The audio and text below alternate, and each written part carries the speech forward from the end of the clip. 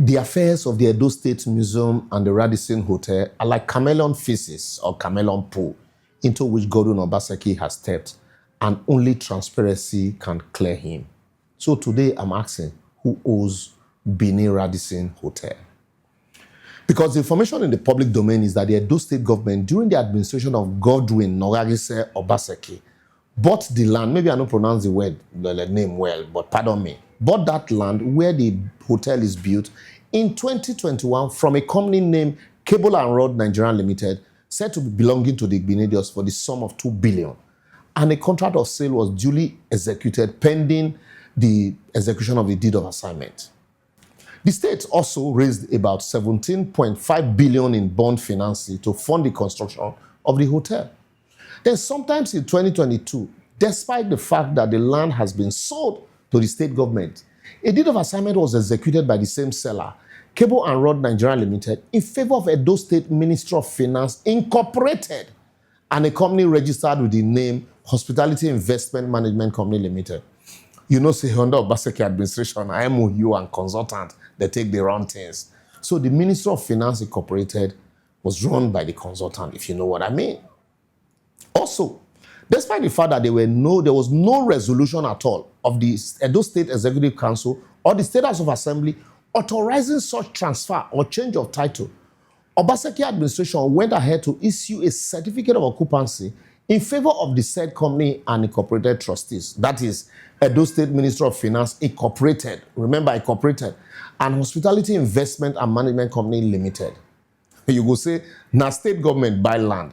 Now state government borrow 17.5 billion naira bond to finance the project. And now incorporated independent entity take ownership of the project. I would go say, I'm raised something here. Now what? Government magic. Anyway, if that one shock you as it shocked me, wait until you hear the other part of the gist. Because according to Yoruba man, I say Tori long, that means a Tori plenty. Around July 2024, just sometimes before the September election, as Obaseki say he they come up for office, the said company and incorporated trustees, Edo State Ministry of Finance Incorporated and Hospitality Investment and Management Company Limited agreed to sell 80% equity in the hotel to a company named Tilbury Nigerian House Limited, for the sum of 10 billion naira as purchase price, an additional 11.7 billion naira named quote and unquote shareholders' debt to be arranged by investors and payable by the purchasing company. What did that one mean? Be say, remember, say, Edo State government don't put 17 billion down to build the hotel plus 2 billion to buy the land. The investors' debt, where they name and so no get any money attached to that. As now the state's money buy everything, and the supposed investor now get control. I know how you are, man. Today government sweet to just collect people money go. Meanwhile, in all of this, there's no record of payment of the purchase price of 10 billion into any of the government account, and no receipt of payment advice from any of the government agencies. You know, so when you want to pay government money, they'll give payment advice. Nothing. Just like the Edo State Museum of West African Act, that was later changed to Museum for West African Act, where the state government under Obaseki used state fund to the tune of 3.8 billion, plus the $14 million when the German government, pay to execute a museum project. Yet, ownership is held by private individuals without government having any stake or equity ownership in the same. This Raddison Hotel, Benin, is even worse. The state government spent well close to $20 billion of public fund, $20 billion of public fund to purchase and build a hotel.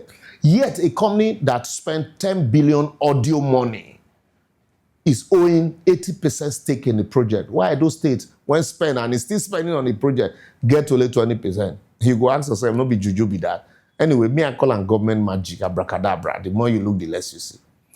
Meanwhile, them say, oh, this one are them say, I don't know, shall. They say, you know that company where Obaseki get interest? AfriVest, yes. Remember now AfriVest, they say I'm the financial advisor to the transaction. Can you imagine? Packaging, insider trading. So I will therefore advocate. Public office is a trust, not a private enterprise. And considering the fact that former Governor Obaseki built his public image on fiscal prudence, transparency, and reform, the former governor owns the people of Edo State. a clear documented explanation regarding the Raddison Hotel, Benin City, specifically circumstances surrounding the divestment of the Edo State government equity and how the hotel's current shareholding structure emerged. This is not a witch hunt. It is a legitimate call for transparency, and we all have a right to do that. Consequently, Godwin Obaseki should therefore immediately, voluntarily publish the original shareholding structure of Raddison Blue Benin evolving Edo State. Raddison Hotel Benin evolving Edo State. Not be all those meet where they hold for hotel. The term and approval governing Edo State divestment of the project. Why did the asset return to its original sellers? What method was used to value the stake?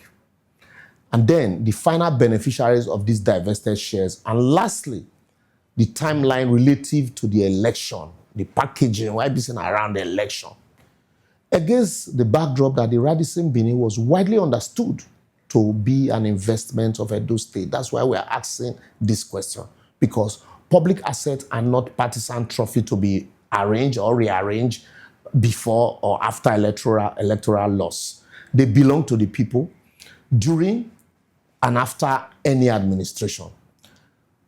Failure to do this, or if Obaseki not do this, EFCC, Interpol should kindly smoke him out to answer to this cause, if any at all. Anyway, somebody say, hey, what if the man join APC tomorrow? You know, APC, once you join your sins are forgiven. But well, I don't talk my own, I don't cry, I don't shout. If you like, stock say Obaseki don't come on for office, and so make we face our front. Now our money collect, so we get the right to ask.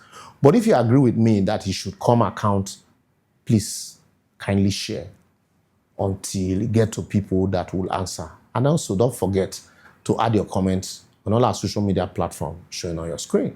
For they say, transparency delayed is suspicion invited. And those who preside over public fund must be ready at all times to offer explanation on how they handle them.